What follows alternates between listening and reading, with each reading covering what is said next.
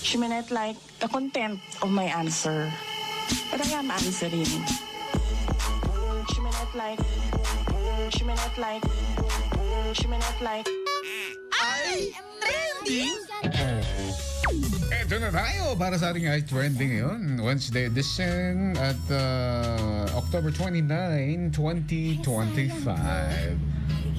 Ni, gori kayo. Tiamok man no, bigat ti umayo. Ape, dakay mag-10. Wait lang. Ano to? Pakibayad mo malangan. Ibaga ni manager, bakit ito no, bigat ti umayo? Alright, mga taga-RSA Rice Mill, ayan, ang pindig. Magandang araw sa inyo lahat. Thank you so much. Alright, mga idol. Ito na tayo sa ating iTrending, mga idol. Lininaw ng lokal na pamahalaan ng Bulusan, Sorsogon, na walang kinalaman si Heart Evangelista sa tinatawag na bulok na paaralan ni Vice Ganda. Grabe naman kasi ang pagkakasabi ni Vice Ganda, bulok na paaralan, ano? Grabe naman, parang nakakasakma na talaga ng loob. Kung saan nagbigay siya ng donasyon. At ayon kay Bulusan Municipal Mayor na si Mayor Winnie Rafalo Romano, dumalaw si Vice sa Bakagay Elementary School noong September 26 at nagbigay na kabuang donasyon na 63,360 pesos na naman. Ginamit aniya ito sa pagsasaayos ng makeshift classroom, paglagay ng titles, paglagay ng tiles and titles tuloy. Iba yung basa ko sa comfort room at ibang pag-install ng pagbabayad ng internet sa loob ng 3 buwan. Ayan ba ang Vice Ganda? Tatak Vice Ganda, 67,360 lang ang na-donate mo. Sa bagay, better than nothing. Saka mo makakuha na 67,000.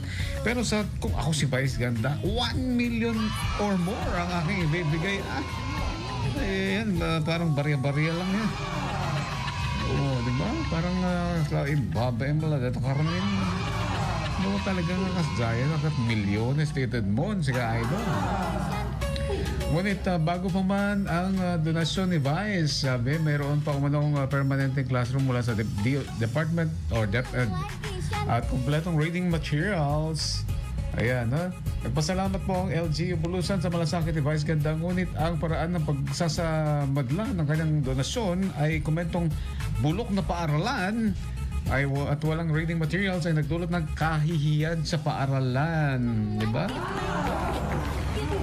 Talaga nga naman. Sa buong LGU Bulusan, ani ni Romano. At nabaliwala rin ang pagsusumikap ng mga guro, pamunuan, magulang, lokal na leader, DepEd upang bigyan ng maayos na paaralan ng mga mag-aaralan.